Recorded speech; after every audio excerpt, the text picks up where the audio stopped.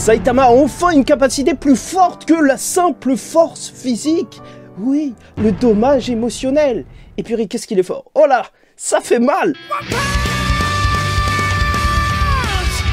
Mesdames et messieurs, ici Chaz et on se retrouve aujourd'hui pour la review du chapitre 178 de One Punch Man. Fais-le dehors, et c'est vrai qu'on a l'impression qu'on est en train de parler à un chien, mais pas du tout. Oui, parce que la confrontation Saitama-Tatsumaki va partir donc à l'extérieur. Mais bien sûr, je tiens à vous préciser pourquoi cette review est en retard, parce que c'est vrai que normalement le chapitre est sorti la semaine dernière, et ensuite, je vous avoue que j'avais oublié, hein, c'est ça le rythme de une fois toutes les 2 semaines, en fait, que le chapitre allait sortir. En plus, c'était un week-end très chargé et j'ai pas eu le temps donc de faire la review. Début de semaine, j'étais malade avec voilà, un problème de micro et ça y est, j'en ai acheté un nouveau. En fait, c'est le même que l'ancien, c'est rien du tout, donc ça change absolument rien. Mais il faut se dire, le bon côté des choses, c'est que le prochain chapitre arrive dès la semaine prochaine. Oui, ça fait plaisir. Et donc, bien sûr, ça va commencer par cette page cover, l'esquisse de la beauté ne s'efface pas dans l'obscurité, blablabla. Bon, en vrai, on s'en fout. Et je commence à être fatigué de ces covers avec Fubuki. Ok, elle est très jolie et compagnie, mais franchement, ça me fatigue. Vraiment. Au bout d'un moment, il faut s'arrêter. C'est surtout un chapitre qui va faire plaisir dans le sens où on va pouvoir enfin définir le chip réel de Saitama. Est-ce qu'il sera avec Fubuki? Est-ce qu'il sera avec Tatsumaki? C'est super... Non, tu t'es fait avoir. On s'en fout. Mais on s'en fout, c'est pas une review Fairy Tail, là.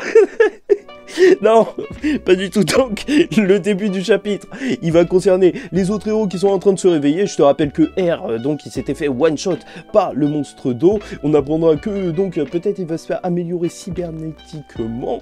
Et ça, c'est assez intéressant. Est-ce qu'il peut y avoir une rébellion, justement, du mec qui installe des parties robotiques dans tous les héros et qu'on aura plus tard un arc rébellion des robots? Sûrement, peut-être bien, parce que tu connais, Genos et les cyborgs, ce sont peut-être des ennemis, et le plus intéressant, ce sera bien sûr Forte qui va se réveiller, oui, ce camarade de Saitama, celui qui l'a provoqué en duel, et qui va se dire, ouais, Saitama, il avait un pouvoir secret, c'est incroyable, il me cachait une telle capacité, il n'est pas là pour rien, c'est vraiment quelqu'un d'hyper mystérieux, comment ça se fait que je suis tombé, et ses potes, ils vont le regarder, tu t'es fait écraser par une voiture. Et le délire, c'est que, ouais, voilà, c'est un message de prévention de One aussi, envers la jeunesse. Faites attention, enlève tes écouteurs, tu vois, tout simplement. Et bien sûr, au-delà de ça, au-delà du fait que le chapitre est super drôle, ça nous offre aussi une transition dans le fait qu'il va dire, ouais, bah, franchement, je pensais qu'il avait des pouvoirs comme Tatsumaki. Et ils vont lui dire, bah... si c'était Tatsumaki, tu serais mort.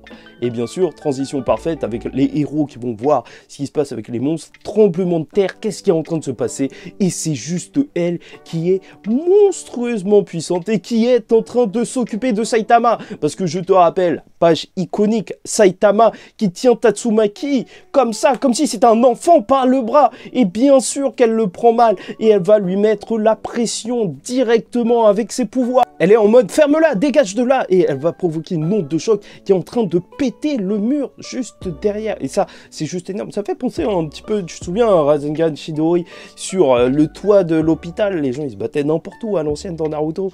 Et tu voyais que derrière, en vrai, ça pétait tout le ballon d'eau et que le Rasengan était ultra puissant. Ça n'a absolument aucun rapport. Mais voilà, tu vois, tu sens la puissance. One, il arrive à faire ça, enfin surtout Murata, vu que c'est lui qui est au dessin.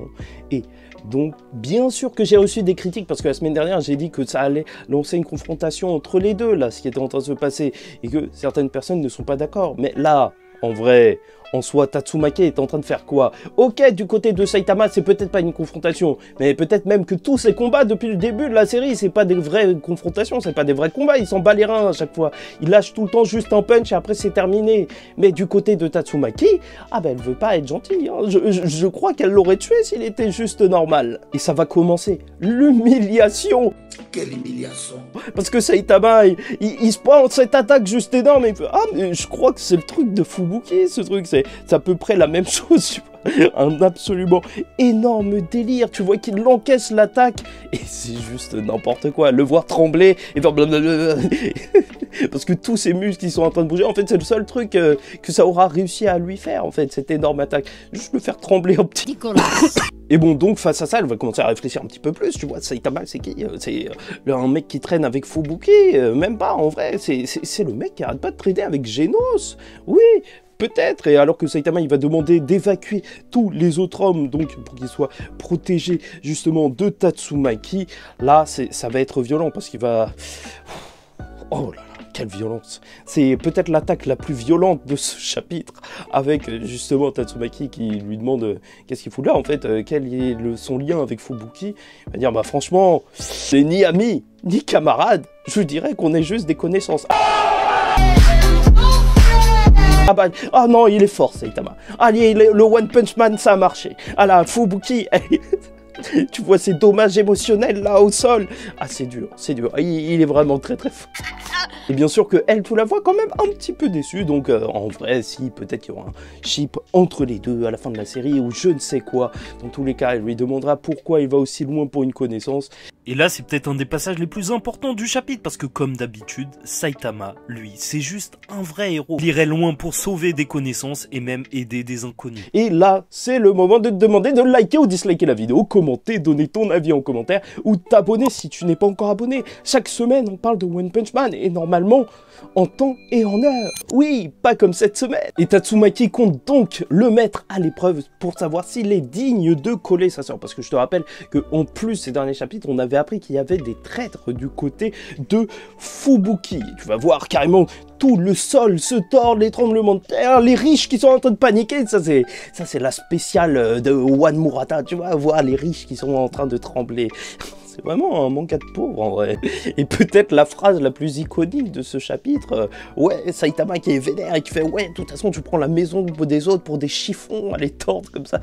Ça n'a absolument aucun sens. Franchement, c'est lunaire ce qui est en train de se passer. Et elle va donc lui demander combien de temps il pourra tenir face à ça. Et il va la prendre, l'écraser contre elle et partir, enfin contre lui, et partir au loin pour faire ça dehors, pour pas tout péter. Et là, bien sûr, on arrive à la fin du chapitre. Et ce qu'il faut dire, c'est que Murata, il est vraiment assez fort pour retranscrire les émotions. Tu vois que Tatsumaki, en vrai, là, quand on l'empoigne comme ça, là, bah, elle est vraiment assez perturbée. C'est vrai que, en vrai, ok, elle a le physique d'une enfant, mais en soi, elle est tellement puissante et elle est tellement indépendante même, oui on pourrait dire ça comme ça, que ça a dû jamais lui arriver de sa vie en fait de se retrouver comme ça. Donc bien sûr que c'est perturbant et tu le sens vraiment bien à son visage et aux traits de Murata. C'est là où c'est excellent d'avoir des aussi bons dessins. Tu sens que ça l'a fait complètement bugger et en plus on la prend complètement pour une enfant. Là c'est tout ce qu'elle déteste, elle va être super vénère. Avec en plus Fubuki qui nous dit que ça a commencé et que ça va partir très loin. Et bien sûr, tous les héros, ils sont là pour arrêter les monstres. Et ça va se terminer sur ce gag juste génial, tu vois. Des monstres qui arrivent comme ça, qui disent ouais, on va faire payer à l'humanité pour nous avoir enfermés. Ils vont voir, je vais tous les tuer. Tu vois qu'ils ouvrent la porte, ils sont 3, tu vois, les mecs, ils sont 3. Ils voient tous les héros, ils la referment et ils retournent en prison. C'est une dinguerie, c'est n'importe quoi. Ce chapitre, il est juste génial. Et donc, on termine le chapitre sur ce dernier gag. Et faut pas se mentir, c'est vrai que c'était un chapitre qui était plus plaisant à lire qu'autre chose. Pas énormément de grosses théories à faire, mais purée, ça fait du bien d'avoir autant de gags dans One Punch Man. On est là pour ça et pour la grosse baston qui va arriver dès le prochain chapitre. Et une chose, encore une fois, c'est que certes, Saitama a des crocs et que peut-être, en vrai, il se prend les attaques de l'héroïne numéro 2 et il se prend de réelles attaques surpuissantes et ces crocs ne sont même pas en mode athlétique parce qu'en fait les crocs, tu vois, t'as une petite languette pour pouvoir mieux bloquer ton pied et c'est pas encore accroché. Donc Saitama n'est pas encore sérieux au niveau de ses crocs. Je vais terminer la vidéo comme ça, c'est honteux.